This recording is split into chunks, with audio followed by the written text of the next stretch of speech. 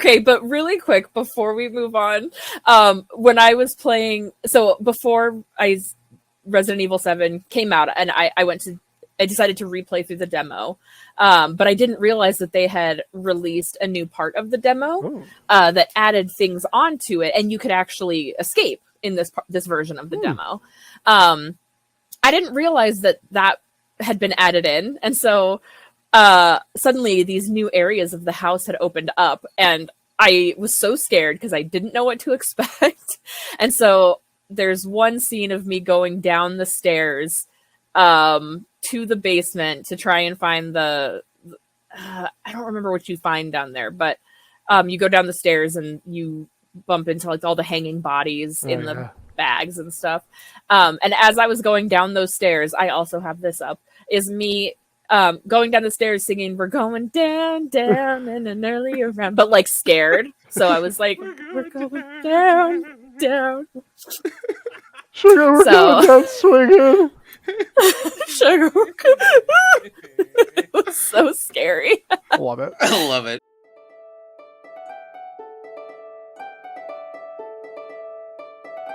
Just a reminder, this is a spoiler-heavy podcast. Different series that require a spoiler warning will be in the description.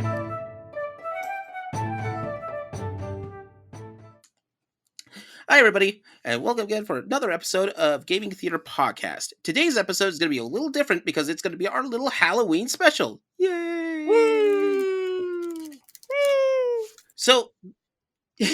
So this is going to be a different sort of subject that we know that's showing up every so often, and this will be a brief history of some of the revolutionary games played by Gaming Theater Presents crew.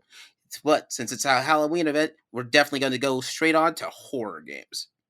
Now, hell yeah. To help me talk about this, let's introduce all the people from the Gaming Theater that's here today to talk about our favorite horror games that have freaked us out.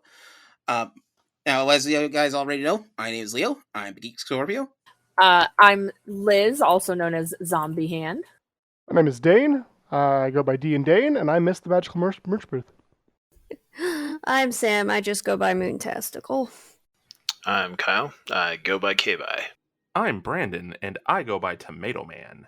Now, we do have a lot of things that we're going to cover today, so unlike our normal parts, we're all going to walk away from the magical merch booth. Don't stare at the bar directly in the eyes. I'm aware that the bar has chosen to wear a costume. Not today. We'll get there later.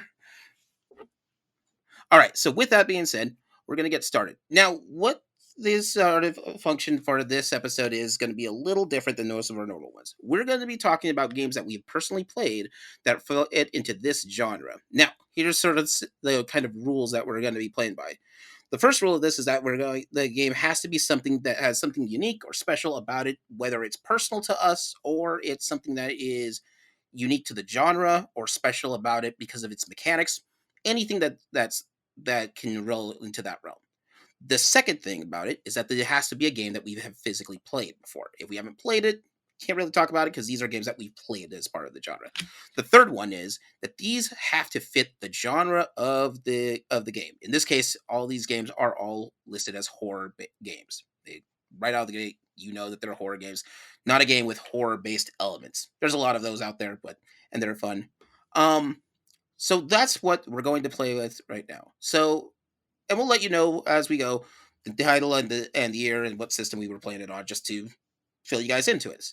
So for the first game, I'm going to go with probably an older one and start with an old arcade game. Now, I played this one actually once in an arcade before they started pulling these off the shelves of all the arcades out there, and the first game is Splatterhouse. So Splatterhouse, it's in the arcade, and that was originally out in 1988. Splatterhouse is unique because it is gory filled. It is filled with crazy, scary imagery. But also it came out before the ESRB. So before actually rating games was a thing. So this is one of the most goriest arcade games that you can play. Anyone who hasn't played Splatterhouse, the main character literally looks like Jason Voorhees. Hockey mask, giant arms, the whole works. And one of the things about it is that some of the scariest art, we're talking about like some of the designs in there are based off of things like H.G. Geiger, I think, is the artist who did Aliens. And so art works like that, and then different chlorophyll toxins. Ironically, the scariest of all the bosses one of the scariest bosses to deal with is one called, which is a poltergeist. You're in a room, and everything looks like regular furniture. You cannot fight anything in that room. You have to wait it out until the poltergeist actually throws all the furniture at you and dodge it. Probably my favorite part about that one, though, the end of every boss, if you're not paying attention, it'll take one last shot to take you out every time. Scary as all get out. They have some super sick artwork, though, for that. But yeah, that's one of mine that I could think of off the top of my head, one of the earliest ones that I managed to play. I'll admit, for me, I kind of came into the horror genre sort of late, comparatively to you, Leo. I never played Splatterhouse or anything really even remotely like that. But my mind, when I think of horror games, I go straight to Resident Evil. Resident Evil 1, influential. The dogs coming through the window, still haunts me to this day. One of the scariest moments. Especially, the PlayStation graphics, in today's terms, are not amazing. But for their time... Oh, mind-bending. Yeah. It was just like, what is that? What is that? The first time playing Resident Evil 1, when you find that first zombie and it turns its head over its shoulder to look at you, that was so scary and looked so realistic back in... I think I was 11 or 12 when I first played Resident Evil 1. My dad played. I just watched. I was too scared. Yeah. I know you eventually got to play in that, though. Oh, yeah. I've played almost every Resident Evil now. But, yeah, that zombie turning its head over the shoulder and then getting up and stumbling towards you, and, yeah, those dogs jumping through the window, you just don't expect it. Yeah. Yeah, that's Resident Evil, the original one. This is the first one, right? Yeah. On 1996 on PS1. Yep. The remake to that thing, just as scary. So good. Yeah. So good. I think the remake is probably the... Well, and they even remixed the whole dog thing got remixed. The first time you go through, it just cracks the window. Doesn't actually come through.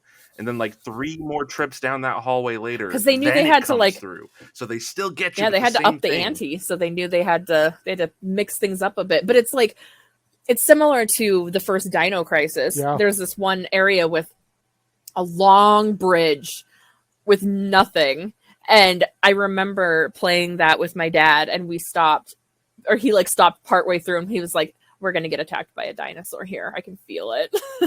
God, I love those games too, though. I especially love the very bizarro delivery of the first eviscerated corpse you come across with Regina. Just it slow pan, you see a thrashed open body torn asunder, and she's just that's disgusting. With that, to be honest, I didn't play much Dino Crisis. I watched my dad play it once, and then I never really went back. Those games are so much fun. But Resident Evil, Dane was talking about. Yeah. It's kind of my jam. The one thing I always think is interesting is that a lot of people skip the first door, the front door. Mm-hmm. Did you, in the PlayStation 1, actually open that door? Oh, yeah. If you try and open it to leave... Dog sticks its head out and just starts ripping that thing. And It's a very easily missable segment. And you can actually take a little bit of damage by doing that. If you repeatedly go back to it. Yeah, it took me a long time to actually realize that you could try the front door, but I don't did. remember if I feel like I could be mistaking this because it's been a while since I've played them both. But I felt like in one of them, if you tried the door 3 times, then it would actually just let a dog in. It might have been the remake. I don't remember that myself, but that doesn't mean it didn't happen. But yeah, it's I'm now I need to look this up. In the remake, it does. And that really kind of, in my mind, not to say that other horror games before it or after it haven't furthered the genre, but in my mind, I feel like Resident Evil was really kind of a starting place for me and for probably a lot of people. Realistically speaking, the zombie genre was pretty popular. It still continues to be so to this day. Survival horror, I mean, I don't want to say that it invented the genre, but it definitely, helped. It popularized it, and as one of the biggest ones to come to the West. And so I think while horror was not uncommon at the time, it definitely became more prevalent after. I agree. Absolutely. I recently was able to play the 7th one on stream, and I really enjoyed the departure that was that game. I've played all of them, much like yourself, Liz, and they're great in their own way. Some of them are definitely better than others, but I really enjoyed how normal it starts. You're in the South, you're in the bayou. Yeah. There's some like weird, creepy, sort of culty sort of stuff going on. You enter the house, and the mood just changes. I remember seeing the juxtaposition between the outside of the house, which is nice and bright and sunny, and it's a very nice day. I mean, there's some like weird like horse shrines around and dead crows that you have to deal with, but and like the wheel of horse legs. They're hanging their saw blades out to dry, like you do. But you just like turning around from the door and being like, I don't want to go into this house. And you turn around and it's just like nice, peaceful, sunny day. Like, I could leave. I could just get in my car and I could go. I could go right now. But seeing the sort of like more normalized horror, like not that, zombies aren't great, because they absolutely are and they're scary in their own right. But like for the first part of that game, you're kind of like, these are just people. Like these are just like crazy people hunting me. It's not until you get a little bit deeper that you learn some more things about them, right? But the fact that this is just a murderous, cannibalistic hillbilly family, it's just like that. It felt real to me, as weird as that is. Yeah. Well, and there's also like a moment like when you're walking around the perimeter of the house, if you like, so you have to go around the side, and as you're coming up on a corner, you can actually see Jack Baker walk past. And if you like run really fast, like you're supposed to like stop and be like, oh my God, what the hell was that? But if you run really fast, he like disappears when he turns that corner. But it's like, it happens in a way where it's like almost out of the corner of your eye. And it's like, that's incredible. What happened? That's I'm scared. awesome. I don't want to go look. Resident Evil 7. Yeah. Is that actually styled Resident Evil 7 Biohazard? Yeah, Biohazard is the working title. Yes. It is on Windows, PlayStation 4, Xbox One, Nintendo Switch, Amazon Luna, Stadia, PlayStation 5, and Xbox Series X/S. Yeah, but that one came out recently, 2017. Correct. Yeah, as much as I like the first one because it's perfect and like the remake was really good. 7 is the first one that has really gotten to me kind of since those first couple of entries, because it starts out like you're not in Raccoon City, you're not fighting zombies, you're not dealing with Mr. X or Nemesis or whoever. You're dealing with like some people that you could probably meet if you were to go to the South. I mean, maybe not with all the superpowers and all that, but like I've got some friends who live down south, and they're like, yeah, like we have places just like this littering the countryside around here. And it's like, that doesn't make me feel any better, but all right. That the whole Southern Appalachian like aesthetic to it, and I liked it, and it scared me. So like I haven't picked it up yet because again, there's a little bit of fear in me. I mean, for that one, I'm like, oh. I own it. I played it in VR for yeah, charity a couple years ago. It was so good. Ideal experience to play Resident Evil 7 that way. I had so much fun with it. I actually have it all uploaded on my YouTube channel, and sometimes I'll find it like and just watch moments of me screaming because it's really creepy. But there were times when an enemy would like start, I wouldn't realize an enemy was there, like one of them molded down in the basement, and I would start being like, please stop, please stop. Just like, instead of like being scared in a way where I was like screaming or like oh my God, like screaming, crying, whatever, I was asking the enemies to please stop coming towards me. Please no. Yeah, I had the explicit pleasure of being able to play an early demo of Resident Evil 7 in VR before 7 or the VR had come out. Oh man. They had a traveling tour truck for Resident Evil 7 as a promotional thing. They were going literally across the entire US, and they had like 7 different machines hooked up and set up with all the systems and everything. And when they listed that they were doing that, for maybe an hour at most, they had the entire tour schedule listed on their site. but when I went back to it, that entire schedule was gone. But I remembered their second stop was like 2 hours away from where I live. Yeah, I would be there. Yeah, so Mhm. I was like, I'm taking that day off, and I'm going. That's happening.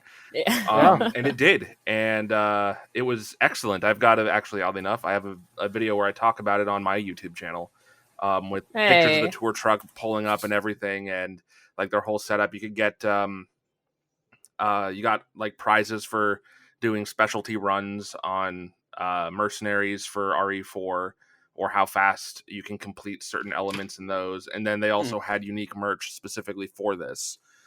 With some pins being available, the liquor plush that came out, I have that in the other room. I got it there. Some cool posters. Actually, that was one of the cooler parts. Is their anniversary poster had on the backside of it the list of their entire stop schedule there. So when I put that video up, I made sure to put a picture of that with it, so that way everyone could see where all the places it's going if they found my video, so they could get maybe a heads up. That's cool. That's cool. All right. Well, I do recall, as a quick aside, in the guest house, very beginning of the game, you've gone through the kitchen. You haven't found Mia or any of the family yet. It's just really creepy and oppressive. And on the wall, there is a bass. There's a fish that has been mounted on the wall. And for whatever reason, when I was playing through the game on my stream, I thought of Billy the Bass, like the big mouth Billy Bass. You know, yeah, Did you make it to sing? the river. And for whatever reason, that's kind of similar to you asking them to stop. That's how I got through that. Is that like periodically I'd just be like, "Take me to the river." Okay, but really quick before we move on, when I was playing, so before Resident Evil 7 came out, and I decided to replay through the demo, but I didn't realize that they had released a new part of the demo that added things onto it, and you could actually escape in this version of the demo. I didn't realize that had been added in, and so suddenly these new areas of the house had opened up, and I was so scared because I didn't know what to expect. And so there's one scene of me going down the stairs to the basement to try and find I don't remember what you find down there, but you go down the stairs and you bump into like all the hanging bodies in the bags and stuff. And as I was going down those stairs, I also have this up, is me going down the stairs singing, "We're going down, down in an earlier round," but like scared. So I was like, We're going down. down. Sugar, we're going down swinging. Sugar. It was so scary. Love it. I love it. All right. So we've been talking about some of these days. Let's see here. How about you, Moon Haskell? Do you got one horror game that you really enjoy that pops into your head? That hopefully changes stuff in this razzmatazz. You talking to me? Yes. Oh, okay. Sorry, I I misheard also that. didn't know who he was talking to, so. Okay, good. Was it just me? Oh boy. Let's see. So you want to know like my first introduction or just the games that make me love them? Whichever you want to do. Pick one. Kind of had a weird relationship with horror games. I was discouraged to play them, and the more I was discouraged, the more I wanted to play them.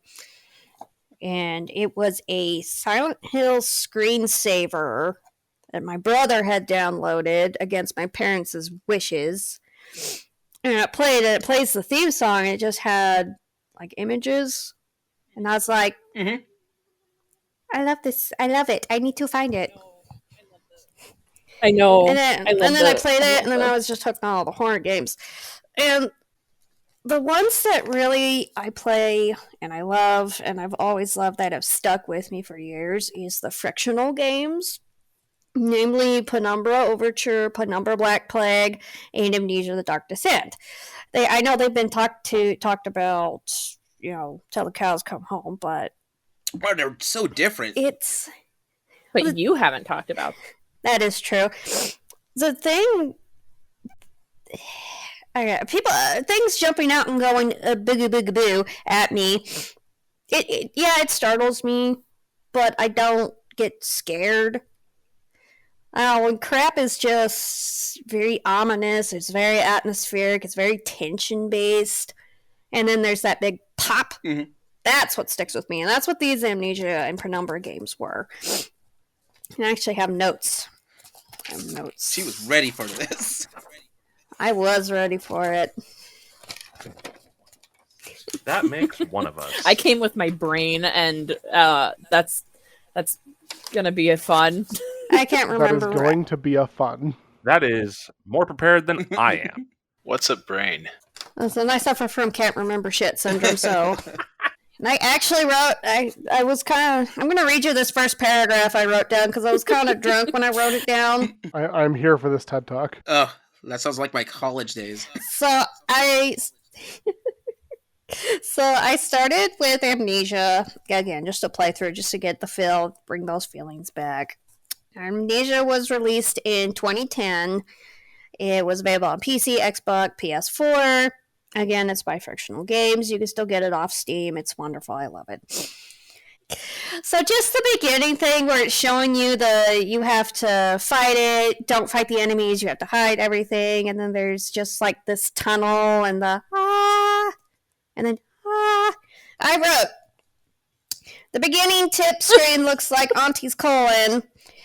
The music standard sounds spooky, but the little part just sounds like obnoxious band kids driving back and forth. Well, damn. I'm here for Sammy's reviews. Don't drink, kids. No, drink. This picture just a bunch of freaking pot choir kids in a van just going up and down the street. Did you see a passenger? Oh, yay, alcohol. Anyway. This choir competition's gotten really weird. The choir kids won and they got drunk, so now they're being obnoxious. And I'll just read you the notes from like the first, I want to say 45 minutes of the game that I wrote. The introduction is very interactive, but it doesn't hold your hand. That's one thing I really like, is it doesn't hold your hand. You have to actually think about it. No matter how frustrating it can be, I love those. you got to think about it. It says, when you try to go out the first double doors, it's unsettling, and then the doors in the hallway will be blown open. There's one that gets slightly pushed open, so you have that urge to be like, oh, what's in this room? And then immediately a gust of wind comes and just blows all the lights out. And you hear this ungodly shriek. Not really a shriek, it's more just like a wail. A wail of this thing, and you're like, oh god, is there a monster? There's no monsters anywhere. Let's see. It's sometimes more comforting to have a monster that shows up because you're like, oh, you did this. I got it. Well, because sometimes there's nothing scarier than your imagination. What we can imagine can sometimes be worse than what we're shown. So if we're shown something, we're like, oh, okay, at least I have a visual to put to Well, and it. part of it too is like, if you can see it, then you know where it is. If you can't see it, then you don't know where it's going to come from. And that's a very different kind of fear. Yeah. Let's see. I also wrote cockroaches. Because you go into another room to grab something happens, you're looking at the wall, you pick the item up, you hear another phew or something, you turn around and you start hallucinating cockroaches on the floor. And you're like, hate that. And it's not necessarily a new thing, but they also implemented, what Call of Cthulhu did, where if you stay in the dark too long, if I'm remembering this right, if you stay in the dark too long, you lose your mind.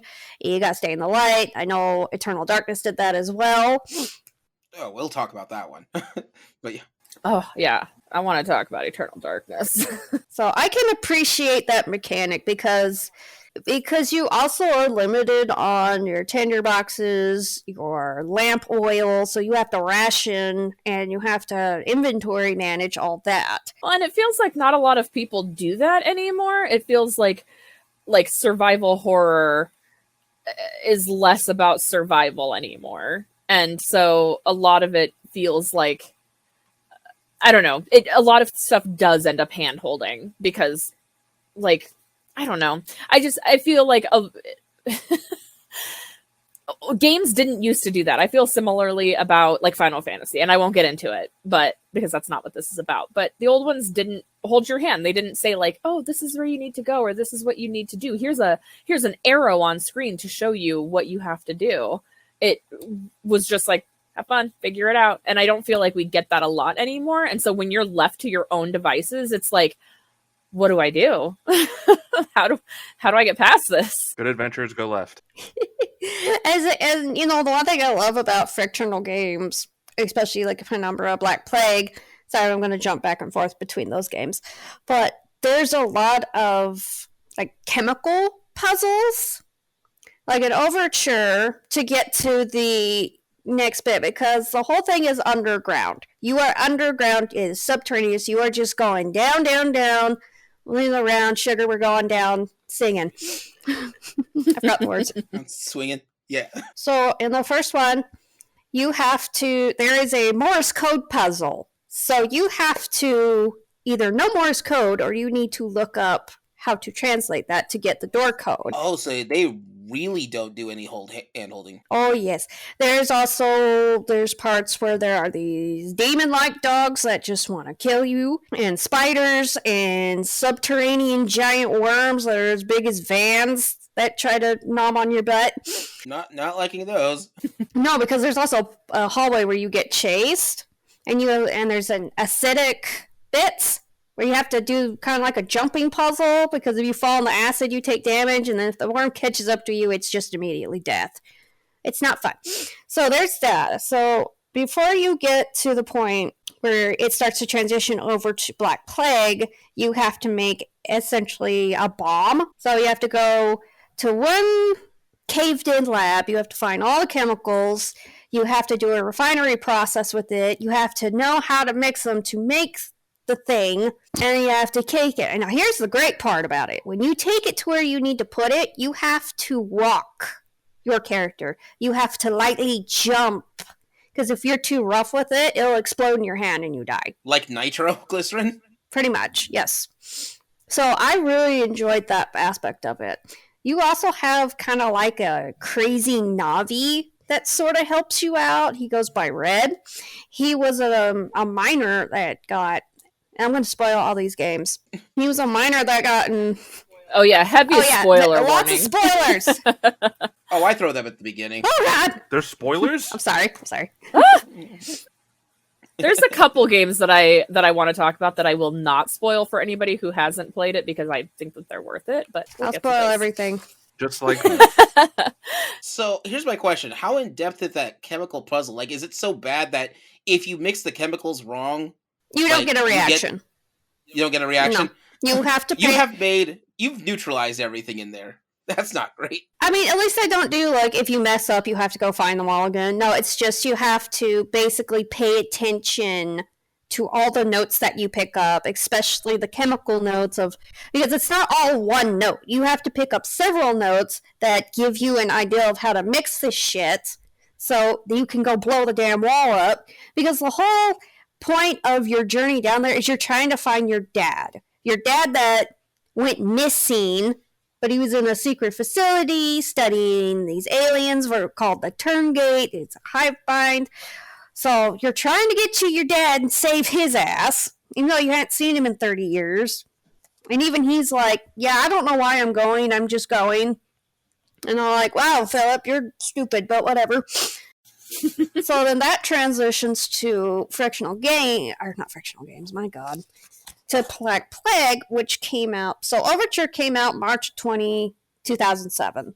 Black Plague came out February 2008. Those two were only on PC. And what I really like, so Black Plague was a little more jump scary, but it still had that atmosphere. And you get another annoying Navi character, and he goes by Clarence. Yay! So when they opened up this sealed cavern, they let these aliens out, and these aliens are a virus, essentially, and they're all linked to a hive mind. When you get infected with Clarence, he goes against the grain, and he becomes an individual. So you're being attacked by these other aliens because they're like, ooh, we have a divergent over here and you need to die. And again, there's the chase scenes because they're busting out like the freaking Kool-Aid man at you. Let's see, what else did I did? You kind of find out Howard is obviously dead. You know, he's been fucking dead forever. That's another character, and she goes by Amabel. And you never get to see her face, you only hear her voice. And she helps kind of guide you around the facility and tells you, hey, there's this... there might be a key card in this room. You have to go look. And then, you know, aliens pop out and come and get you and shit. They have crowbars. I hate it. I hated it. I was sad and I cried. The one thing I did appreciate. Wait, the aliens have the crowbar that's trying to beat you? Yes, they come at you. They got flashlights. They got crowbars because they were still humans. So they still have kind of human like attributes, but it's all a hive mind. I don't like being that guy. I'm out. And what's really is you're also fighting against Clarence in your brain because like he will make you see things that aren't there. He causes you to kill Amabel because he makes you hallucinate that there's another alien in front of you trying to kill you. So you grab a box and you smash its head. It's actually Amabel who has been helping you. And you're just like, what the hell did I just do? So then you're even more, I need to get this little piece of shit out of my brain. And here comes the other chemistry puzzle. You have to go around, you have to find, first you find this note that Amabel actually wrote for you to get you a cure. You have to go to the other side of the facility, find all these chemicals, go to the device, put the chemicals in right, and then you have to put in this code. But here's the kicker, and here's the one that made me cry. There is a note saying that the keypad was put in wrong, so all of the code is backwards. So then you have to figure out what that code is initially, and then you have to figure out the reverse of that code, and then you can kill yourself. And then the cherry on top of all of this is you end up curing yourself. Clarence gets his own body. Clarence dies because it's like, you know, and this is one of the most unsettling things that it gave me nightmares, is they all come down this hallway and they're just muttering, there cannot be one, there can only be us all. There cannot be one, there can only be us all. Jeez. That reminds me of an what is it? It's a line in the Bible. It's a demon that Jesus has to deal with, or multiple of them, and it's like one of the most famous lines out there. And it's we are one, we are legion. We are legion. Yeah, legion. We are legion. I'm like, all right, We are legion and we are many. that's what it is. We are legion. We are many. Mass Effect also has Mass Effect also has some scary moments, including Legion. Yeah. But Legion, It's like, anyway, that's so the cherry on top of Black Plague was these aliens are just jerks. So they're like, hey, we know you just went through hell and you had to drink a bunch of chemicals and all this crap, but we're gonna put you through a trial. So yeah, I don't want a test. so you get put through all these tests again. Physics puzzles. There's a dude that's high and asks for a pipe. Well, that's pretty obvious. It is the funniest thing in the world. It's a pipe to pry a door open, but the way he says it, he goes, "Hey man, pass me that pipe, hey." And I'm like, the voice What? actor was not given the correct No. line direction on this. It's not. So you go through all that crap, and they're like, okay, well, you know, you seem like kind of cool, but we can't actually let you leave, so you're just going to stay in this underground facility and yeah, whatever. And he couldn't be turned because he had those chemicals inside him. So essentially they're like, well, you're not an asshole, but, you know, we're still going to leave you to die. Nice. And it ends with you, and I love and hate this ending. It ends with just an email that you're sending to someone and telling them about this and saying, if you end up coming to this facility, kill them all. Kill all of them. and then it just ends. Do the damn thing. It's like, kill them all. Okay. Yeesh. Have I talked too much? No, You're this fine. is good. Okay. Okay. Can I jump back to Amnesia real fast? Yeah, go ahead. Jump back. I'm sorry. I almost forgot about that. Not a pun. I'm just saying that happened. The creatures in Amnesia give me nightmares to this day. And if you've seen the Amnesia creatures, you can't look at them because you'll go crazy. There's the grunt with like the mouth pulled down and just these big clawed hands, and they, smack at you, thinking, you're badminton. Then there is this other grunt, and it freaks me out because he's got like this big cleaver where his arm should be. He'll kill you in one hit. His face is also, the mouth is vertical with teeth, but you never really get a good look at him. And then the third one that always creeps me out is the water monster. It's invisible, and it comes at you. Oh, I always hear. So I haven't played Amnesia, but I always hear that the water room is like the worst. It is. And it is because I don't know what it means, but when I play Amnesia, I'll find out. So it is all flooded. Is it okay if I talk about it? Yeah. Or do you want it to be a surprise? Actually, that's up to Liz on that one. She. Can I keep that one as a surprise? Yeah, that's fine. Okay. No worries. Let's just say it's freaky, and what you have to do to get out of there is just like, it'll give you anxiety. Yay! Because I don't have enough of that. But I love horror Exactly. game anxiety. I do so love it's all that good. Legend of Zelda doesn't have the specifics of being the only water temple puzzle no one likes. This is just like, it's not like a hard to get out of. It's just very stressful because if you fall off a box into the water, you touch the water at all, you're going to get got. Let's see. I wrote another. Too many notes. I wrote too many notes. I always freaking do this. Let's see. Oh, yeah. I wrote down just kind of a synopsis of why the game is also kind of scary and why the. Actually, you know what? No, Liz has not played it. I'm not going to go into it. I appreciate you. Let's just say the ending. There are 3 endings. One is like, well, that was fucking pointless. The second one is very, F you, Alexander. And the third one is personally my favorite, but again, I don't want to spoil it for you, so there you go. So it's spoopy. It's just so atmospheric, and even to this day, I haven't even gotten to the first reveal of the bad guy, the first grunt that comes at you. I'm still just like, oh god. That's okay. I liked this. It was fun. But Kai Man, let's see what you've got under the hood on this one. Well, what I'd like to do is rewind, because what I like to talk about has already been mentioned. While my introduction to horror was a different game, which was Phantasmagoria. I want some thoughts on that one. We might come back to that. And I have a whole list of games right here. In fact, you mentioned Legend of Zelda. Majora's Mask could even fit in this. But Majora's Mask is pretty creepy. It really is. It really is.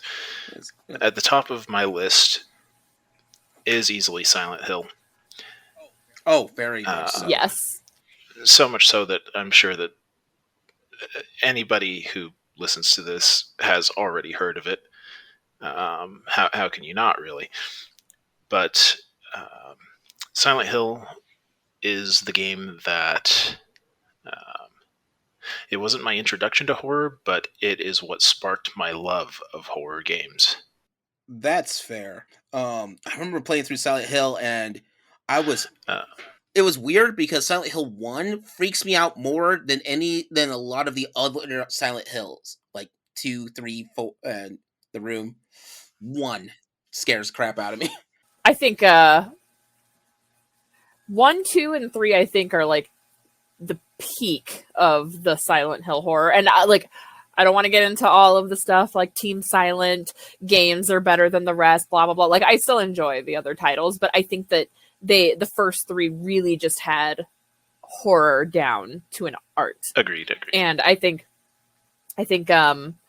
three or two, I think, had some of the most interesting horror moments, because they're like the first time when you're in the apartments and you're just walking down the hallway and there's no build up, there's no tense music, there's no nothing. You just turn a corner, go down a hallway, and suddenly there's bars in the middle of the hallway and Pyramid Head on the other side. Nothing else. No lead up, no nothing. And it's not, you don't expect it because he's just suddenly there. And that's so creepy to me because you're like, oh my God, I'm going to run into that guy. You don't know when. Yeah. You don't know when, you don't know how, but you're going to run into that guy. And part of that atmosphere, of course, with the first Silent Hill game is the limitations of the PlayStation. Which, in 1999, a lot of games, you see they tried to push the system to their limits. That's kind of a big deal in gaming, and with graphics the way they are today, that's there's really no upper ceiling anymore. But with the original release of Silent Hill, because of the limitations, they decided to turn that into a feature and make the town the main character of the game. I think that's important. You have heavy fog and heavy darkness in order to allow the game to actually even run in the first place. Oh yeah, that was actually something that because the draw distance was too far and it was taxing the PlayStation, they actually had to they put the fog in there so that things can load incrementally. Yeah, it's not the first game to do weird things like that. Like honestly, if you wanted. No, I think everyone has to work around the limitations of the console. But the trick is to make it so seamless that it fits with your game. Even if you go back in the history, that's how Super Mario worked originally. It was incrementally loading from the sides, so that way it made it look like everything was seamless, even though it's not. Resident Evil, the first one. It's part of why you could only go one direction too, was it wasn't going to load what was behind you. It's only loading one spot, one area. Exactly. And then Resident Evil did something similar to that. That was the original reason why they have the doors the way that is there. Oh yeah, because they're the load screens, which have gotten very cleverly disguised in newer games, but we're getting a little. But back to Silent Hill though. Silent Hill did it so well with that fog that you still are scared trying to go travel from place to place because you don't know what's in there. There was also not just that though. Like it's not just that. It's also that like that became part of the town now. That's a whole thing about the town. And I think that's really neat because it was just something that was to help with load times and to, keep things in check. And now it is a staple of that town. And that's so cool. You're running through the town, in the first game, you're looking for the main character, Harry, you're looking for his daughter. And all you've got is, the quiet town itself, the sounds of the monsters in the fog that you can't see, and the radio that screams at you every time the monsters are nearby. If you remember to turn the radio on, you don't even have to have the radio on. True. You could just be going through there blind, I guess is the best way to do it. Covered in super thick fog and you have no idea what's coming out of there. Yeah, I don't need a early warning system. I mean, once they use the radio against you in the school, you enter a dark room, your radio's going off, you can't see what's coming at you, and all of a sudden you hear a loud squeak. It turns out that the monster that's in the room with you is completely harmless. I hated that so much. I remember, I think it's RE2, or not RE2, sorry, Silent Hill 2, because of me going through Silent Hill 1, I was always on edge until I could find a large metal pipe in my hands. All of a sudden, I'm just a lot more comfortable moving around.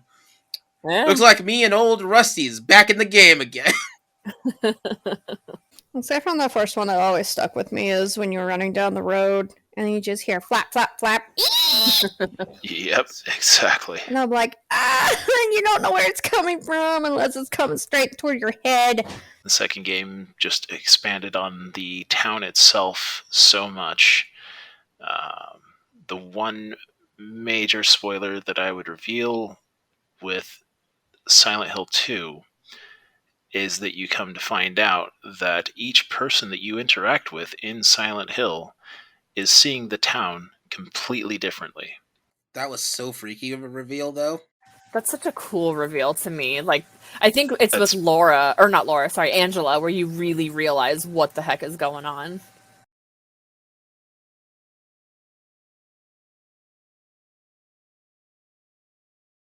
Vincent.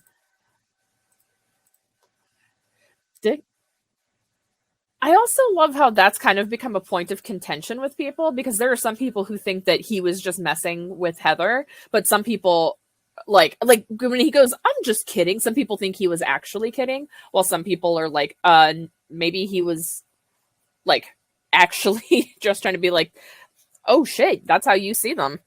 It would be so weird though, like, because if and I follow with that philosophy, and there's probably, even though it's a small town, there's probably a group of friends driving through the town. None of them have any problems. They just go straight through the Silent Hill, no problem whatsoever. Well, and that's the thing, is like Silent Hill As used long to as you be don't stop.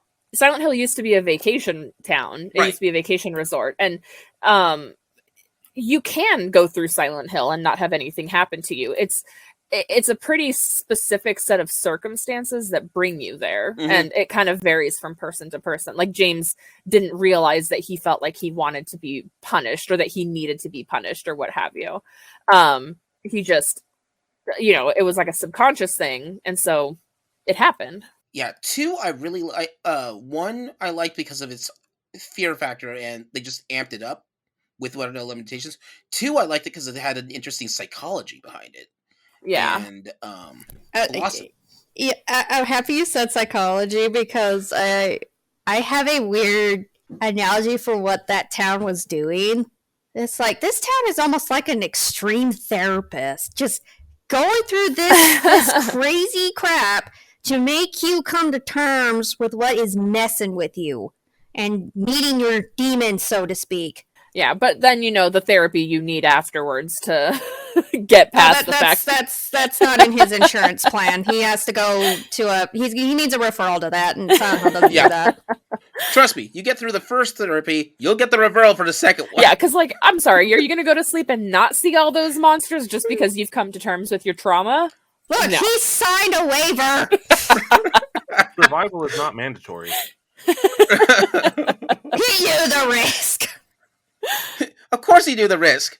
So it's not even it's a weird semi-spoiler. It just freaked me out the first time getting there. You get to the right before the final boss, and they're like, "Hey, remember that save point you have? Here's like 9 of them." At this point, that's on you for skipping that. And I'm sitting there going, "Oh," because they don't give you 9 save points at the row. All of a sudden, me and old Rusty here is a little scared of what's coming up next. Yeah, without auto saves, and without without save states, or the PC version where you can just hit save at any time. Yeah, it gets really intense. That's intense. That's intense right there.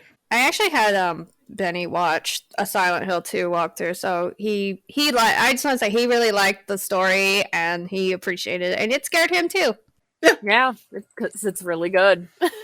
It doesn't be scary, yo. I did have a list of other games just as quick honorable mentions, if you'd like. Yeah, let's see if go for it. Shoot. Fatal Frame Yes, is definitely one of my tops. I have not gotten to play. I liked Fatal Frame 1 story-wise. I think Fatal Frame 2 is superior. But it's because I didn't like, I don't know, I didn't like the ending of 1, but yes, I agree. Those are some horror games that I can't play because they scare me too much. Oh man. There's something about them that I'm like, I can't do it. Also, Clocktower and System Shock 2. I was gonna bring up Clocktower. Clocktower's gotten Clocktower was the first PlayStation one, and it isn't until years later that I find out that Clocktower actually was a Super Nintendo game when it first came out. Same mechanics too. It's a point. Yep, just with the limitations of the hardware, it's all like side perspective versus the more isometric kind of setup that you get out of the PlayStation 1. Yeah, because Clocktower's on my list. Clocktower, the one that I played, was the one for the PlayStation, 1996. And it was 1 or 2. 1. Because it's weird because you have Clocktower, then Clocktower 1, then Clocktower 2, because the original Clocktower is on the SNES. Which I tried to play that, but I couldn't get it to work right. But I think that was just a lost in translation sort of thing. Clocktower for the PlayStation, though, that one, it scared the crap out of me because they have an RNGesus survival system. Yeah. I think isn't the time you have between encounter starts and when he actually gets to you, if you're inside of a different room, isn't that time frame like randomized? So like it could be sooner than you would expect or later, even if you took the same route. So in Clocktower, for those who haven't played it, there is one specific villain that you're dealing with, and his name is Scissors Man. Scissor Walker. Very appropriate. Is it Scissor Walker or Scissor Man? I've heard both. Yeah, because I backed the spiritual successor, so I like walked through all of that. I've got a physical collector's edition for PC. Okay, look, I just want to say one thing about that guy's look. He looks like the lead singer from AC/DC in the schoolboy outfit, okay? It's like, oh god, AC/DC's coming to get me! Oh. Did you know in Australia they say Akadaka instead of ACDC? I did not. I for some reason believe that. It's true. Leo's like, hold on, I gotta look this up. No, it's the singer Angus Young. That's his name. Angus Young is the one that dresses in the schoolboy outfit. That was gonna bother me. So the thing is that he comes around with a giant pair of scissors, but much like Jason Voorhees in the Friday the 13th movies, that's it. One guy. He's running around trying to find you, and your only real defense in there is to hide in just hide. And hope that he doesn't take a shot and gamble and decide to stab you all of a sudden. Yeah. Like through the hiding spot.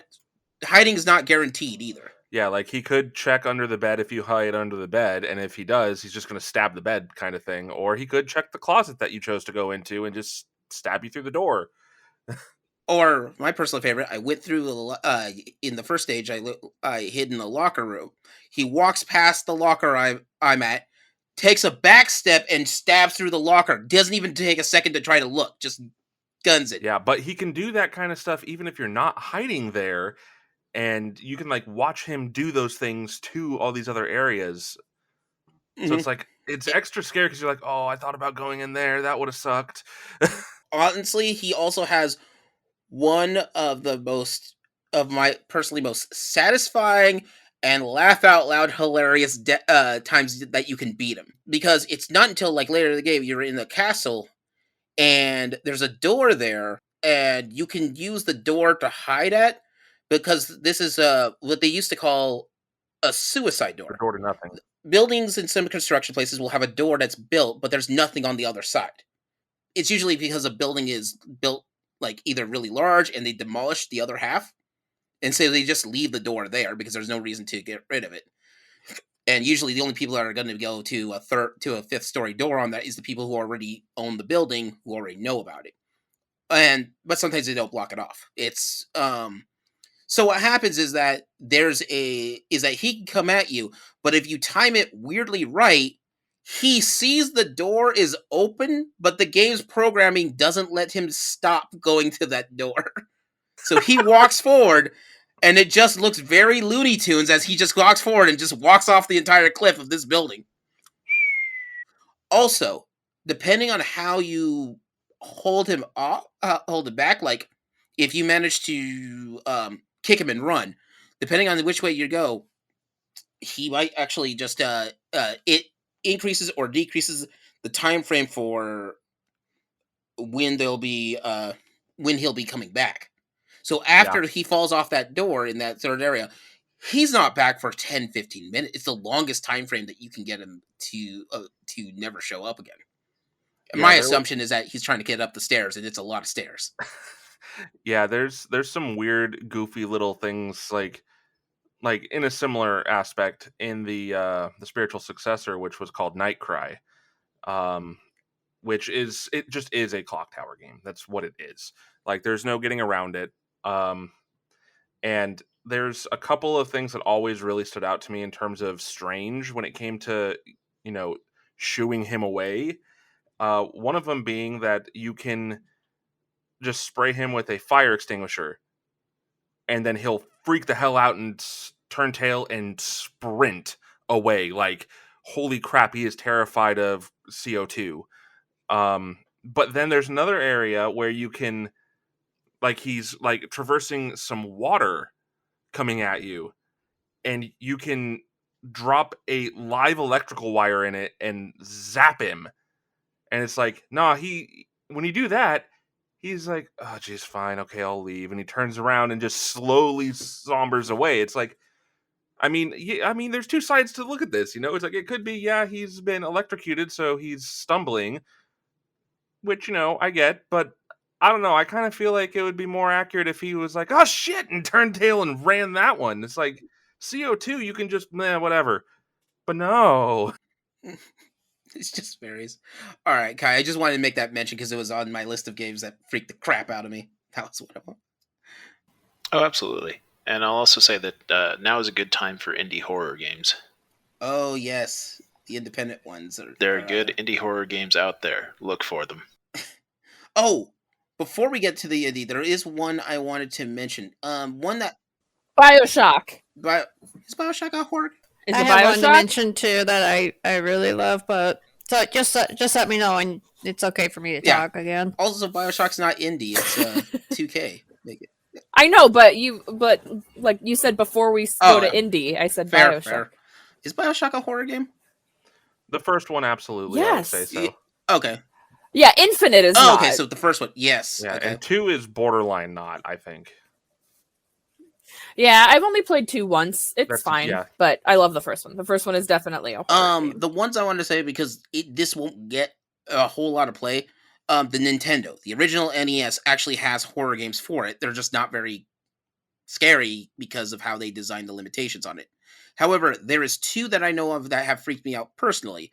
One is the original Friday the 13th NES game, and it's the scary part to that is sort of the meta thinking of it. Jason Voorhees is not fighting you. Jason Voorhees is murdering other people because he is moving around the rest of the map while you're moving around the map. He's also moving around when you're doing nothing.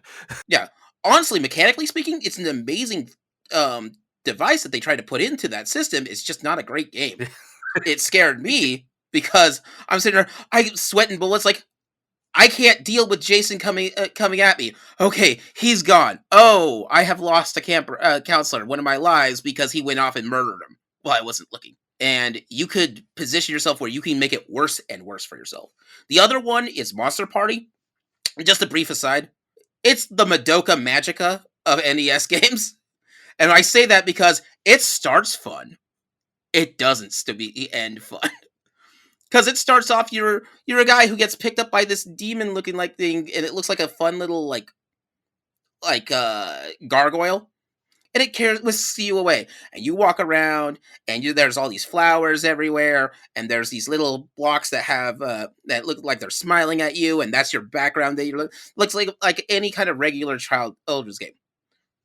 There is a moment that all hell breaks loose in the entire game's scenery. All those flowers, they're now people who's buried alive underground.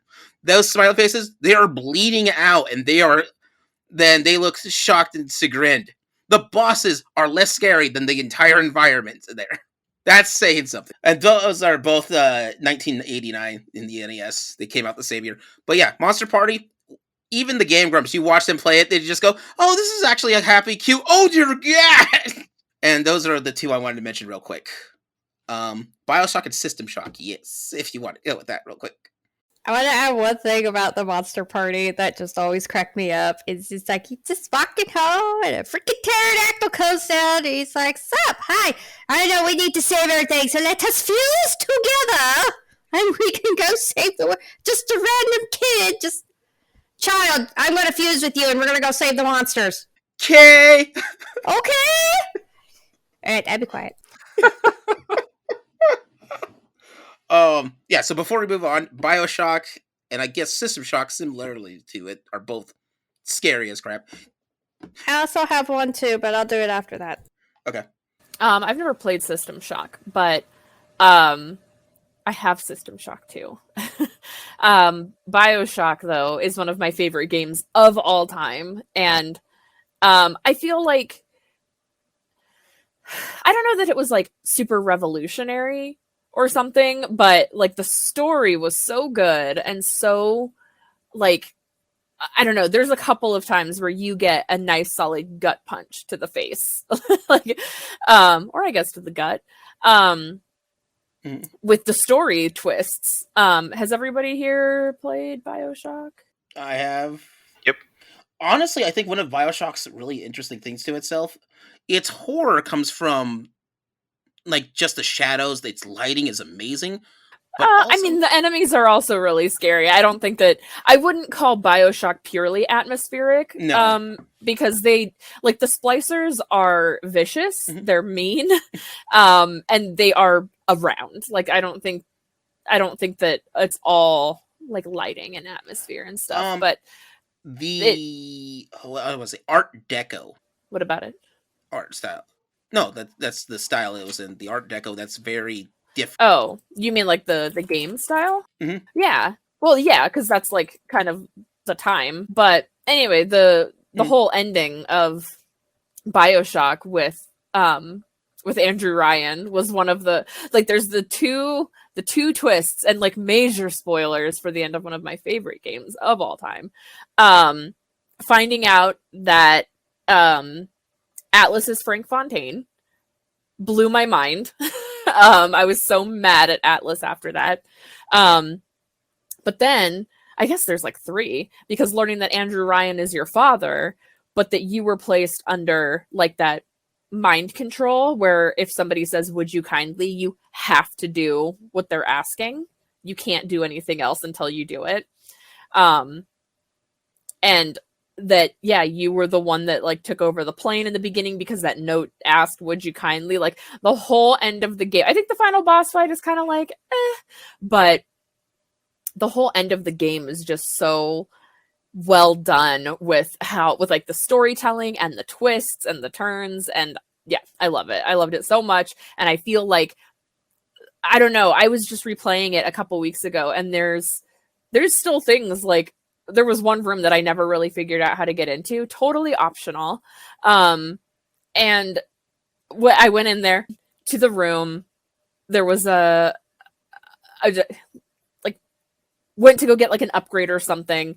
And then when I turned around, an enemy was right behind me. Scared the shit out of me. I didn't know it was there. Didn't hear it come up. And like, I'd never gotten into that room before, so I didn't know about that enemy showing up. So yeah, like, I don't know, Bioshock is one of my favorite games, and I think that it's incredible storytelling, incredible atmosphere, I don't know, incredible voice acting, like, very well-earned jump scares. When there is a jump scare, I feel like it earned it. All right, Sam, you said you had one more? Yes, another game that, like, actually shaped my career as a phlebotomist. So it's called Parasite Eve. It came out in 1998, and for... I love this game so much. I know, right? It's so good. And what's really neat about it is it began life as a book, and that came out in 1995. And then there was a movie in Japan. You can still watch it with subtitles. There's just one scene that just blows my freaking mind every single time. I'm just like, power of horny, you know. Liz, you know what scene I'm talking about? Yeah, I haven't seen the whole movie, but I know the part you're talking about in like the one room with the guy and then Eve with his goo baby wife, and they just like have sex, and I'm like, it's so bizarre and weird too. Like it's it's not even like a sex scene where you're like, that's hot. It's a sex scene where you're like, I don't get it and I don't like it. Like, come on! Oh my god! It's like she just came out of a test tube and this looks like snot and came into a woman and she's all naked. He's like, yep, totally need to bang that. Oh my god. And then after the movie came out, I don't kink shame, but I kink ask why.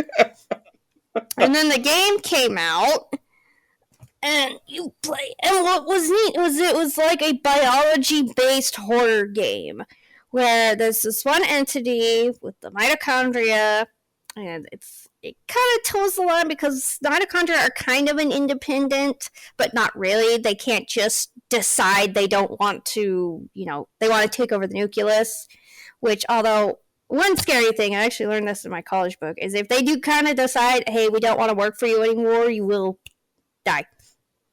You just die. They just quit. They can quit on me. It's theorized that they can. It's just a theory.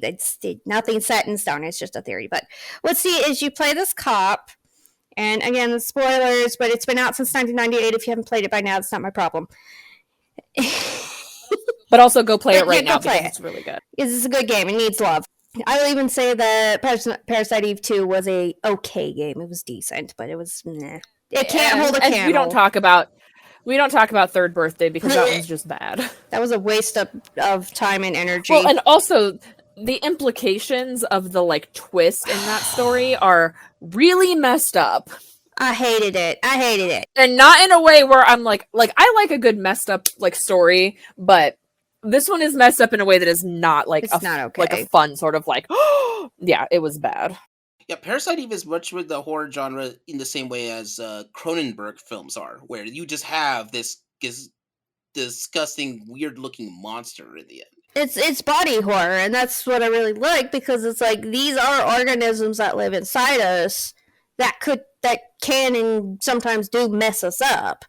And now we have one that's basically an independent entity that is saying, I'm sick of being controlled by the nucleus, so I'm going to take the nucleus over, and I'm going to shape the world into what I want, which is why people were... spontaneous combustion happens, and then there's another scene where the people there essentially turn into this orange membranous goo substance. You have to fight mutated animals. You have to go to these different locations, and again, this is also kind of a non-handholdy. You have to pay attention to what they're saying. You have to pay attention to the hints, so to speak. And it all ends at the freaking Statue of Liberty. And after you defeat that, you find out she's pregnant. Well, you found out she was pregnant beforehand. But you kill that physical body. The baby comes to life, flies over to the ship, and then you have to fight. How many phases was it, Liz? Let's see. One. God, I don't remember. I feel like there was probably four there are phases. 4 5 phases. different. And I feel it's also 4 worth phases. mentioning that the soundtrack is really good. Oh, yeah, the soundtrack is very unnerving. It's actually Yoko Shimamura who went on to do Kingdom Hearts and Final Fantasy 15, and I just am going to say it. I think that she peaked in Parasite. There you hear it now. Not in a bad way. Kingdom Hearts and Final Fantasy 15 soundtracks are good. I just don't think they're as memorable. If you on Twitter have decided to oppose Zombie Hand's vote, just let... Don't at me. We are allowed to have opinions. Mm-hmm. Yes, that's my opinion. I want to say the one thing that I hated about those phases is you cannot save in between. If you die, you have to do it all over again, including... Or no. You better save after you kill that woman, because if you don't, and that little baby kills you, you have to go all the way back to your last save. Yeah. Because there's no auto-saving. And then even after you do that, it's still not dead. So it starts to chase you. You're like, oh my god, I gotta blow the ship up. So you have to navigate your way down to the engine room, face roll on the buttons to cause a terminal... explosion. I don't even know if I'm using the right words. I don't know. Anyway, so you have to blow the damn ship up. All the while, you have to traverse. If you go in the wrong direction and you hit a dead end and it gets to you, you're dead. If you can somehow juke it, good for you. But more likely, you're dead. You have to start back over. And then the ship blows up and everyone's traumatized and then the game ends. And now, onward to indie games. Hooray. I have 2, but I will take a break I'll rest my vocal cords. Yeah, indie horror. I've got 2 in mind as well, but I'm pretty sure Kai's got one of them. I'll let you drive on that one, Kai, man. Well, God, where to start with the indie horror games, because there are so many good ones. That's true. There is one that I want to mention, even though I haven't played it, and I know that's breaking the rules a bit here. But I've seen a playthrough. It's called Lost in Vivo. Huh. It's fairly new, small development, and it's inspired by Silent Hill, of course. But it does have that psychological aspect to it. My first experience probably with the indie horror games is Yume Nikki. New one on me. Yume Nikki was... Yume Nikki's kind of like not old, but it's like one of the original ones that came out of RPG Exactly. Maker, and was like one of the first that kind of revolutionized RPG Maker horror games. The horror in it is not like as direct. There's no sense of the plot itself. You kind of have to determine it for yourself. The only thing that you know is that your character won't leave her room except when she's dreaming. Yeah, and that's another game that doesn't hold your hand at all. You have to go out and explore. And it's incredibly abstract sometimes. Infuriatingly so. There is one I wanted to bring up on the basis that a lot of horror games are typically single player. However, the one that I'm thinking of, and this is fairly recent, Phasmophobia, scares the crap out of me. Multiplayer experience. I played it with nearly everybody here. Yeah. No, it's good to have a game that actually scares me again. Mm-hmm. The thing with it I thought was interesting is that in development, a lot of games and such that are like that will sort of, if they're a horror genre, may not be horror until you hit a point because their fear factor isn't, like, they didn't understand how their mechanics are going to work or something to that extent. I was playing with Dane some time ago, and I'm scared, Dane's scared, Kai's trying to cheer us on, and one of my favorite things is Rob is apparently got a will of iron as he goes into the basement of an asylum because nobody else wants to get down there. It was scary. But yeah, Phasmophobia is an interesting one because it is, you have fear on a multiplayer experience. And for anyone who hasn't played Phasmophobia, you're basically trying to identify what ghost is haunting this area. And to do so, you have to use certain tools to attract the ghost. However, it has a very cool sound mechanic, I think is the best way to describe that, where your interactions with the in-game microphone, the in-game sound system, will make it so that the ghost will come in and out, speaks to you. It's weird when when you have a radio that just all of a sudden randomly starts spouting stuff at you, and it's angry at you. Some of the tools utilize that audio as well, like the directional microphone. You can hear various things. There's the spirit box where the ghost will directly respond to your questions if it's the right type of ghost. My personal favorite, and Kai was with me when this happened, I got scared so much that even though you don't start with a flashlight, you actually have to pick one up from your toolkit and carry it with you. I got scared by this ghost so much, this ghost is on its way, coming at me. I panicked and threw my flashlight at it. But after that, I also ended up, because this particular ghost was attracted to light and electrical sources, so I ended up throwing everything I had in my pockets out in the bout. The worst part is, this was one of the newer stages. This was when the camp came out, and I could not remember where I threw everything. Was I there? I feel like I was, because this sounds really familiar. You're just dropping everything. It's like, oh, no. I'm like, Leo, where's the thing? I don't know. But now that's an experience to not only be scared so much that they gave me a button to panically get rid of things and run away. You basically just depanced yourself. You're like, nope, done. Peace out. Then there was when Rob didn't know that the new update had changed the way the walkie-talkies had worked, and so he kept cheering me on over the radio while the ghost was hunting and led it right to me. There's the sound coming out of the walkie. Shut up! Oh, it was a good time for that one.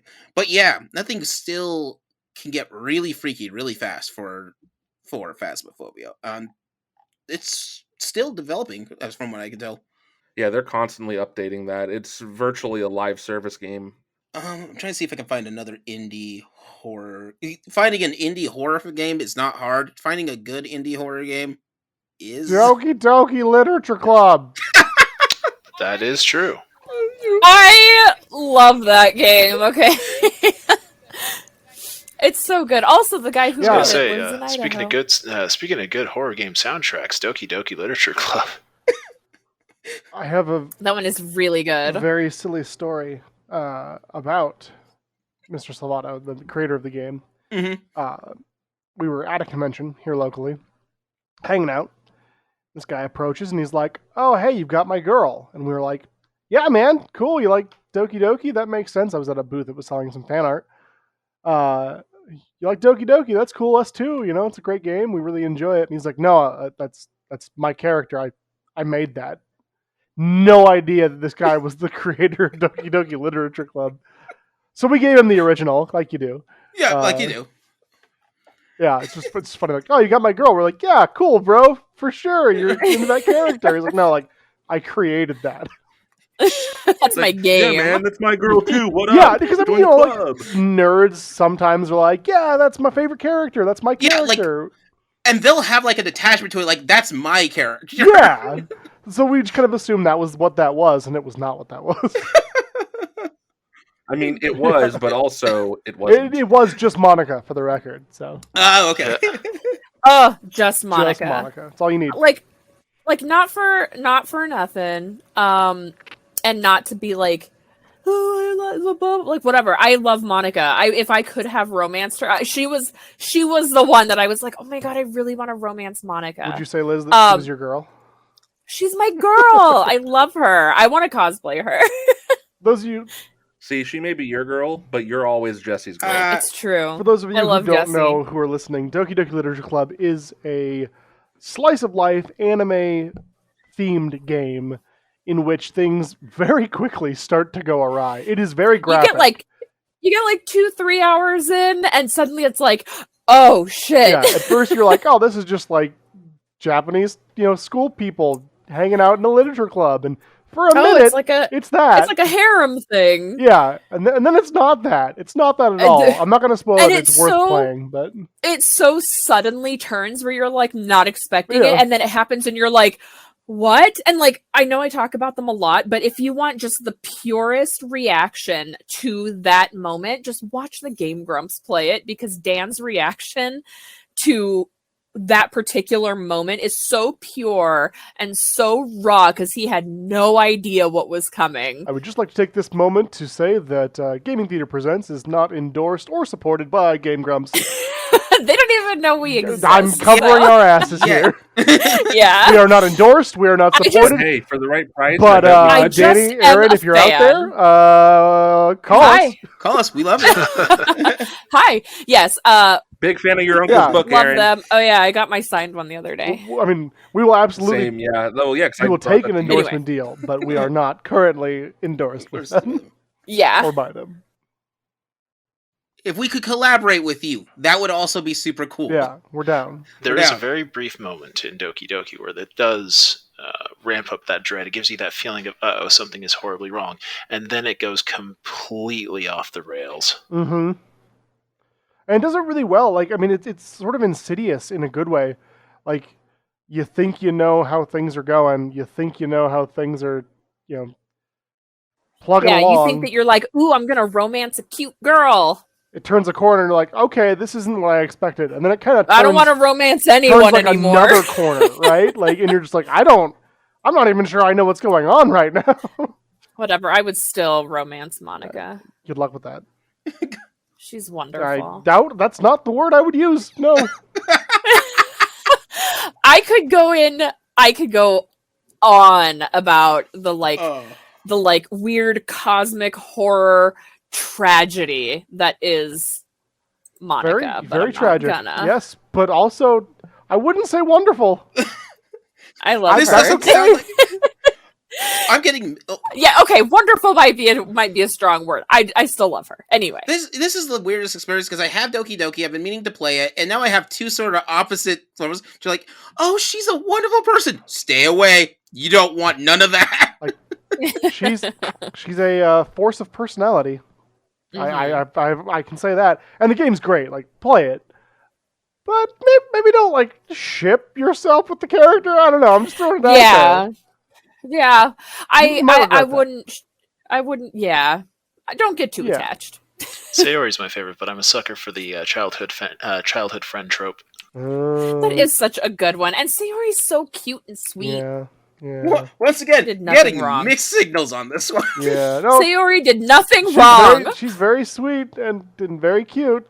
And we'll leave it at that because we don't want to spoil Yeah. anything for any of those characters. Nope. No, that's a good one. I am going to be prepared to be horrified at some point.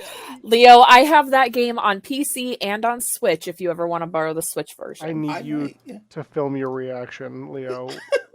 Oh my Like, god, when yes. things start to go down, I just need you to set up a camera and just be like, I will totally watch this. yeah. Yeah, just stream that whole There's ass some game. Gaming Theater presents content for you. I would watch the hell out of that. What the hell is happening? Why is this like this? What am I doing here? No one knows. Just don't play it on PlayStation because they censored it. Oh, weird. I wonder if they censored it for the Switch. Nope, they did not. There's one that I know some people have played, but I haven't played it. Five Nights at Freddy's. I know Liz has played that. Oh boy, let's not talk about my weird and long-running Five Nights at Freddy's. Stick with the game, not the lore. Hey, Liz, could you just give us a quick 5-minute rundown of all the lore and the important plot points, just really fast? I can give you something that will set it up as best as I possibly can. Very basic, and that is serial killer kills children in an attempt to revive his own child. The spirits of those dead children get put into into animatronics, and they hunt night guards because the guy who did that to them disguised himself as a night guard. There you go. Basic premise. That is the most basic that I can give you, and that will lay the foundation for the series. And then after that, you just build off of there. Oh. I'm sorry, which one? Five Nights at Freddy's. Oh, Like okay. Kingdom Hearts. Kingdom Hearts. Yeah, serial killers. That sounds about right. Yeah, so Five Nights at Freddy's it was a very interesting kind of indie horror game because that was one where it got a lot of copycats because it did something that hadn't really I don't ever want to say hadn't been done before, but it was something that just kind of revolutionized indie horror for a while, in the same way that PT did, and everybody suddenly had their hallway simulators that followed the exact same formula as PT. It kind of spawned its own subgenre. Mm-hmm. Yeah, like hallway simulators. How does it go? It's copying or parody is the most sincere form of flattery. Mimicry. I disagree, but I guess. Well, I guess maybe I don't fully disagree, but I guess I've had people. Imitation is the greatest form of flattery. That's what it is. Yeah, imitation.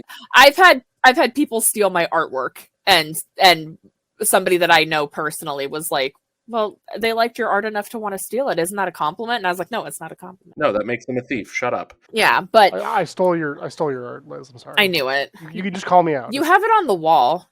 You have it on your wall at home, so last I checked anyway. Yeah, paid for it too. So support your artists, everybody. Yeah, support your artists. So Five Nights at Freddy's, you play as a security guard who has to spend you go from midnight to 6 a.m. doing the night shift, just watching your local Freddy Fazbear's Pizzeria, which is like a Chuck E. Cheese ripoff, and the animatron, like you got to like instructional tapes, and they tell you how like what to look out for, but you essentially just cycle through security cameras. You're in a room that has the security cameras and a door on either side, and when the animatronics get too close to you, you have like a little map too, so you can see like where the rooms and the cameras are. But you have to like look through the cameras to be like, oh, this is where they are. And then when they get to the doors of the office that you're in, you have to shut the doors so they can't actually get you.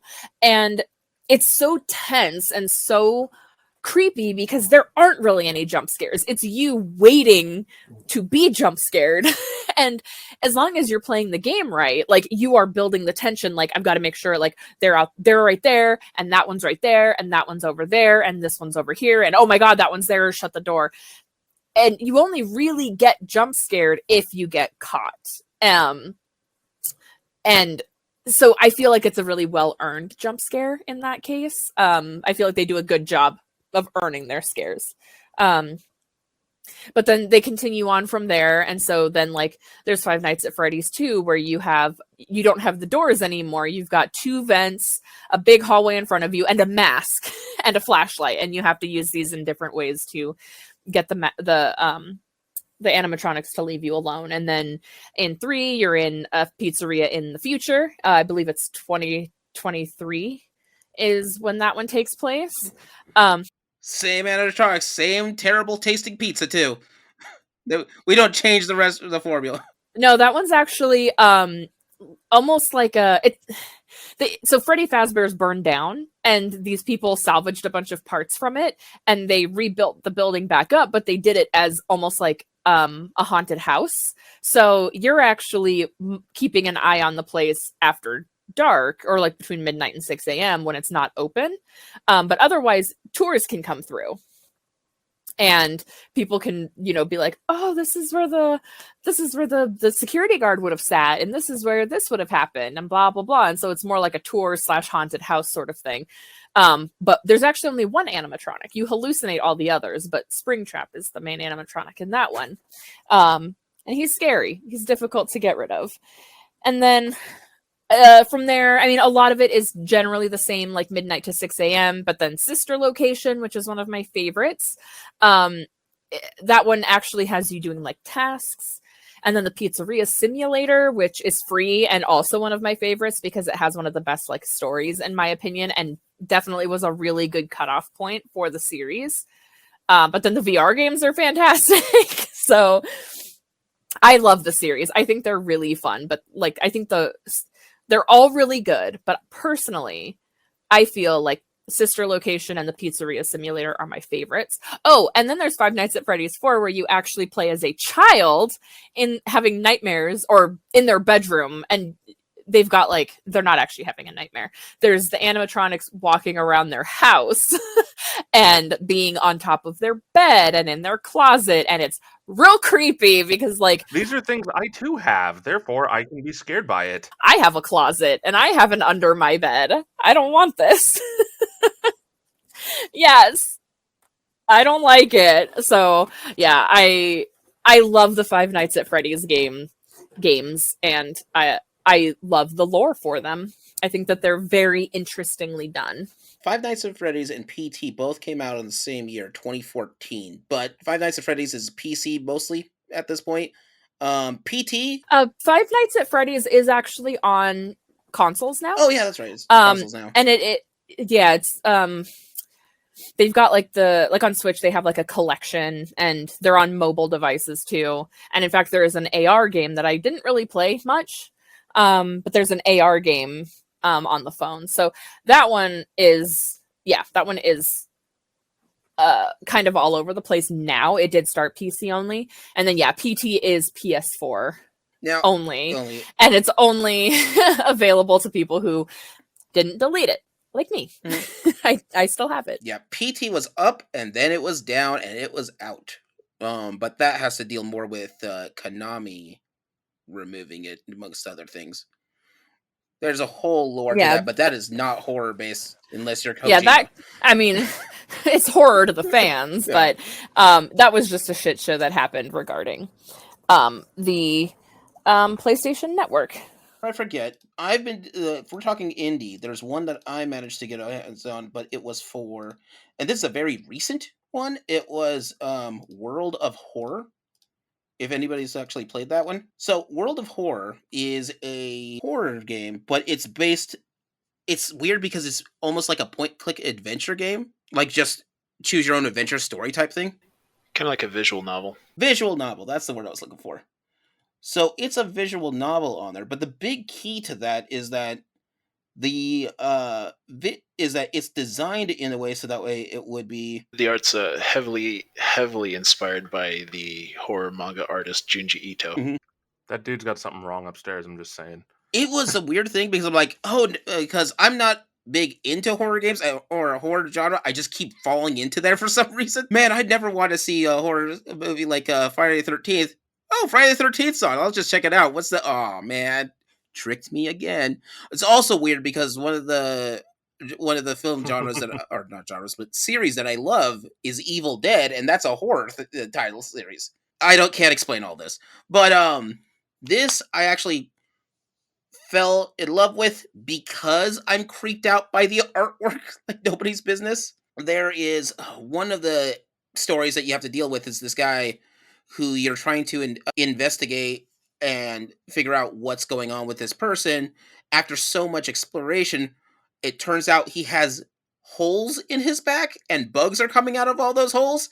And I just went, I'm out. I don't need this in my life. Because that really scares me, having random holes with bugs in it in your body. That's not a place where that should be. Junji Ito's artwork is different, and for a modern game, it's designed entirely in black and white, that's a whole aesthetic, and we might get into that at some point where artwork and color choices make a whole world of difference in different horrors and genres and such. Red means scary. Or an explosive. Well, in a horror game, usually if something's red, it means that it's supposed to be scary up ahead. Yeah. I know we're kind of flying in and out from indie horrors. One I wanted to get back to, though, before we get around with that, just because we mentioned it, but we never get to explore, is Eternal Darkness. This was originally for the GameCube back in 2002. Eternal Darkness, I have to call it a psychological horror versus a traditional horror, because the whole game is designed to mess with you. So, just for an example for it, you play as a set of random characters which are running through the same storyline, trying to explore this eldritch type of evil that's in there. But that the evil force that's in there is messing with your head, and the game interprets that by messing with your stuff. You can enter one random room, and all of a sudden, your control scheme's backwards. You can enter another room, all of a sudden, it's upside down. But then there's also things like, it'll tell you your controller's unplugged right as enemies are coming to attack you. Or, I got one that said that my save was corrupted. That's a nightmare. One where suddenly my character's head fell off, and I had to carry my head around. My favorite was when I was healing and then I just exploded. I had one where I turned into an enemy, and I was walking around as an enemy, and their limbs started falling off. Yep. One that that's a good one too. So when I got to play it, one of them was the volume was was getting super loud and super quiet. It was just flipping in and out. It turned itself all the way down, and we were all looking at each other to see who was sitting on the remote. Yes, there's my sister and I did that. There's also, if you have the volume up loud enough, there will be a knock, and it'll make it sound like somebody's knocking at your door. But then you go to check and nobody's there. It's always fun to see what it got you with. The volume one it got me with, because there are green bars that go across the screen, and at the time, the TV that I was using had that exact same bar system. So I didn't even know that was... so we're just looking around trying to figure out what is going on here with that. But yeah, I feel so bad because Eternal Darkness is one of those games you want a sequel for, because so few games do that kind of interaction where they're trying to mess with you as the player. Yeah, I don't even know that like a sequel would be necessary, but I think a sequel or a remaster, or I mean not even a remaster, a remake would just be kind of, because the IP is so lost and who owns what and who's going to do what with it and whatever. So I feel like even if we're not going to ever get a remake or a sequel or something, I just feel like that's something that people can learn from and implement in a future horror game. I wish. That would be so I think good. I actually know a little bit about why they haven't done anything like that. Nintendo owns the Eternal Darkness IP. However, Silicon Knights closed down and got Silicon bankrupted, and the guy that ran and owned Silicon Knights has I believe it's the license or the copyright on the sanity meter or some shit like that. They basically they have split ownership over certain elements from the game. I think I'm remembering that right. But yeah, it's a nightmare. So, and this is a brief mention because ultimately not nearly as scary as it could have been, but there is frightening moments. And this is probably the newest game on the list of horror games that we have, Evil Dead the game, which just came out like a month ago, so it's 2022. In it, you can play as the survivors, Ash, and characters from the Evil Dead series, but you can also play as the demon, the monster. Very much like Dead by Daylight, it's 4v1. So 4 players versus 1 player. One of the aspects on this is that when you're playing as the enemy, you're playing as a Kandarian demon. And so you can do things such as raise the dead, bring out your monsters, pull out a boss monster if you want to. The craziest thing, though, one of the options that you have, and this is what scared me the crap out of me for like 2 to 3 days but straight, is that the demon has the ability to input an image of themselves into your screen. So the player just sees a screaming image of the boss character, and their sound just blows up with just a loud screams out of nowhere. You could be doing nothing, and the player can just do that. And the demon can just run up and just freak you out. The reason why I wanted to bring this up is because of licensing. So in Evil Dead, there's the first movie, the second movie, Evil Dead 2, Army of Darkness, which is the third movie, and Ash versus the Evil Dead, which is the TV series. The licensing is so many things that are piled together that it takes almost like a minute and a half, almost 2 minutes of straight trying to showing you the opening credits as each licensing's on there. It's just kind of nuts because it's you have Renaissance Pictures, which is Sam Raimi's production company, because they own the rights to 1 or 2 of these films. But then if you need stuff from Army of Darkness, that's MGM, which owns the rights to that. If you need the Evil Dead, Ash vs. the Evil Dead, that's owned by Stars. And there's something like 20 different companies. And then you still have the guys who made the game in the first place. And they're licensing for it. It's just kind of hilarious on that. But yeah, if you want to possess somebody or put somebody's image in there, that's Evil Dead the game is what I've got. I know this episode might be running a little longer than normal. One thing I do want to let you know, that's pretty much all the big ones that I have. If anybody else has some other ones they want to slide into there before we forget. Yeah, I think I'm pretty good where I'm at. I do have one more just because I don't think this one gets as much love as it deserves. It's an indie game. You can get it off Steam, and it's called Darkwood. Oh, Ooh, shoot. yeah. I have that one. And it's made by Acid Wizard Games. I really love it. It is a top-down survival horror. It's another one where it does not hold your hand. You have to go out and explore, and there's these different settlements. And what happened is this entity that's only known as the Being takes over like a woods, a big community. It traps everyone. As the more they're trying to get out, the more they can't get out. They get lost in the trees. It mutates the vegetation. It mutates the local fauna. And you start off as one character, and then almost after a little while, that character dies. So then a new main character comes up. it's just, it's so freaky. Like, there's things you have to do. I'm not going to get into it, but it's very explory. It's very atmospheric. And you can't see the enemies unless you shine your flashlight at them. So if you hear a growl, you have to kind of do a 360 to see what's coming at you. And at night, here's the freaky part. At night, you have to barricade yourself in your house or the house you take residence in. You have to have the generators on. You have to fortify all the entrances. You have to set up traps when you're able to make traps. Because things will start breaking in. And not just like physical things, but like entity things. And you have to last a certain time until daylight comes, and then you can go out and explore a little more safely, but not really. But God, there's so much lore. There's just so much. But it is great. It is atmospheric. If you can get to the end and you find the true ending, you're just gonna clutch them pearls and be like, oh my God. But yes, it's great. It is great. Because I forgot that I had Darkwood, and I remember this one part with it, because sometimes you get weird psychological problems that just pop up. Mm-hmm. My personal favorite is there's a lamp. Turned it on, and all of a sudden the ground has been switched over to half-dying bodies everywhere. Mm-hmm. And just strewn over it. And you, because when you're walking on there, I like the way that they play with the sound.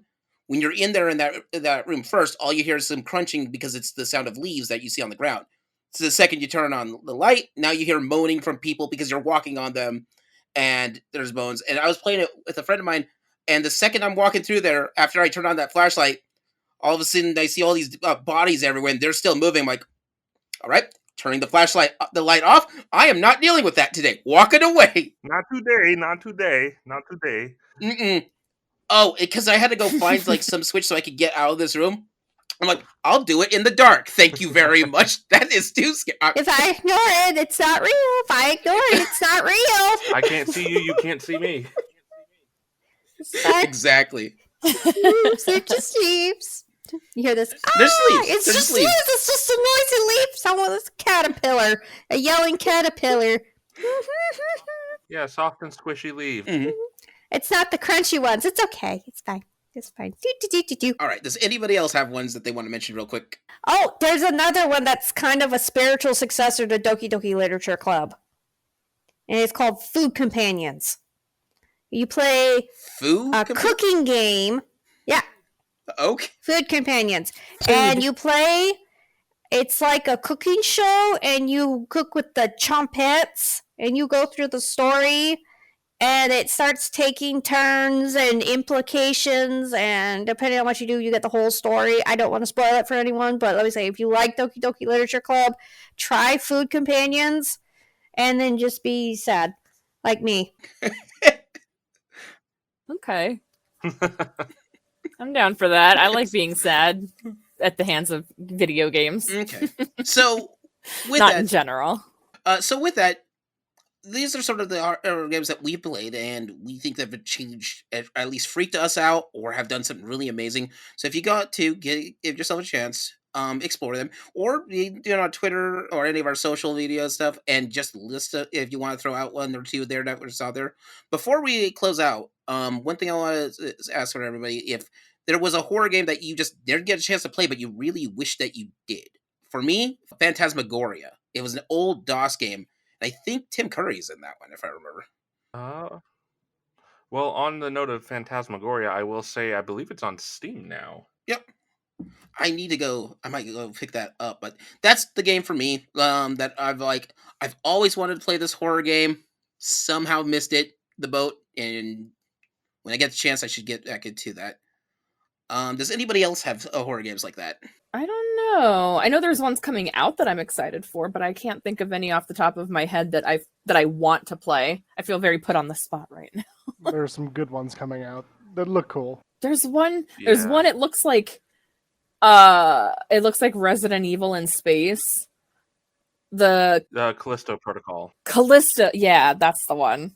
from the creators of Dead Space. Yeah, well, that makes sense. It looks like Dead Space. Oh, that reminds me. How have none of us mentioned Dead Space of all things? Yeah. Dead Space is a horror. There's actually a lot that we haven't Yeah, that's mentioned true. because, like, thinking about it, I was like, well, none of us said Until Dawn. I thought about it, but None of us talked about yeah. Obscure and Obscure the Right. Aftermath. Resident Evil 4 was overlooked altogether, even though we had a big segment. How much time do we have for this podcast? Because we could just go through them all.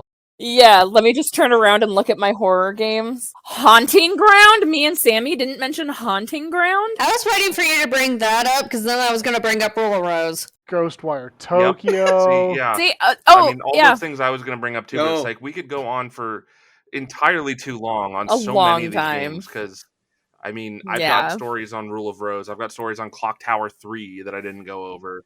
It's just there's Yeah, I remember I wanted to do a cosplay group of the leads from Clocktower 3, Rule of Rose, and Haunting Ground, and have it be like a I'm Like- down like for it. do the Spider-Man meme where they're all standing pointing at each other. It's okay, Capcom, can you make some better games nowadays, or are you still just going to keep shoveling crap in our face? just Hang on. port Haunting Ground to modern consoles. Resident Evil 7 and 8 Resident is Evil pretty 7. good, though. I'm not talking about that. Troop. I'm not The talking remake about that of 2 one. is amazing. I mean, Capcom's kind of listening Capcom, right if now. you're there, we want more horror games. That's the moral of this story. Port Haunting Ground. Capcom, do better! Rework Exoprimal to Dino Crisis like it should be. Square, if you're listening, Parasite Eve remake. remake Parasite Eve. Whoever made Dino Crisis today, you need to fire them and Capcom. to ban them from everything. What? Why are we getting rid of the Dino Crisis people? The third one. Oh, the Oh, Dino yeah. Crisis 3. No, I'm pretty sure that he did get fired. Actually, Okay, anyway, we were that game is closing. It's a mutant dinosaurs in space. Any more rants at game companies that will make them want to distance themselves from us? Hey, you know, I feel like the people who made Jurassic Park Fallen Kingdom ripped off the third Dino Crisis because of mutant clone people. Nintendo, go back to making Hanafuda cards. You were better at making cards. Atlas Port Trauma Center. Oh God. Oh god, not Trauma Center. I love Trauma Center. Anyway. Everybody died. Yeah, Trauma Center's great. Why is Persona 5 not Oh, on it's- Switch? Oh, it should be, That might be but it's soon. coming to. Yeah, you tell them. I mean, I've been hearing that. I've might heard, actually be I've I've coming heard to 5 Switch. and too. Persona 3 Portable are coming to Switch. Why aren't we getting a Dragon's Dogma 2? Oh wait, that was last week's rant. Yeah, that was last Okay. week's. That's last week's. Anyway, and no, Dane, you're starting to break the fourth wall. People are starting to know things about the kayfabe we're doing. Oh no! Okay. But anyway, so yeah, that's our take for this. If we enjoy it, and we're probably going to do some other ones that are like this for other genres in the future. Yeah. We can do Um, visual novel romance games for Valentine's Day. Doki Literature. Wait. Let's talk about Otomes. Mass Effect. Mass Effect. Baldur's Gate. Oh, The I will play pigeon. Hatafu Boyfriend. I will play Boyfriend Dungeon to play. Yeah. That one's getting Dungeon. a I was free gonna say, DLC. that's the next one. Boyfriend Dungeon for Liz. Y'all, I will play Hot to Fill. Hatoful Boyfriend or Bust. That one, I'll play that one. That's what I said. I said that first. Okay, you play that. Okay, I'll play I'll play the Colonel Sanders dating game. Oh, I want to Okay. on that one too. Boyfriend Dungeon is getting a free DLC with 3 new weapons and so and more story. So I'm So gonna 3 I'll more play Boyfriend Dungeon. boyfriends. Well, one of I them's need a all the girlfriend. boyfriends. One of them's a she/they. And she is a doctor who does not like being wielded. And I think she's a villain. Anyway. I was gonna say. Anyways. And then the horror twist on Boyfriend Dungeon is just incredible. Go check it out. the Yeah, creepy Bird Boys. eldritch horror of Hatoful Boyfriend. Okay, we might have a Valentine's Day episode coming up. In the meantime, though, thank you everyone who stuck with us and listened to our little rants. And this is a pretty decent, I believe, EXP boost for you guys if you want to do research on your own horror games that you think are super cool, or check out the ones that we mentioned. But until then, this is Gaming Theater Podcast logging out. Thanks, guys. Bye. Bye. Peace out. Bye. Bye.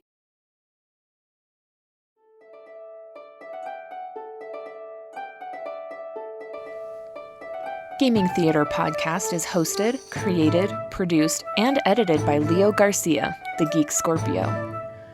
Our music is A Drinking Game, stock media provided by Stormwave Audio /Pond5. Our cover art is by Ty the Artist. You can find him at Ty L. Meacham on Twitter. That's Ty, L as in Larry, Meacham, M as in Mary, EACHAM as in Mary. If you want to send us some financial support to help with producing things for Gaming Theater, you can do so at patreon.com/gamingtheaterpresents. It helps us out. Want to send support that doesn't hit your wallet? Please leave a review with wherever you hear your podcasts and share our podcast with your friends. It really helps out. Thank you for listening.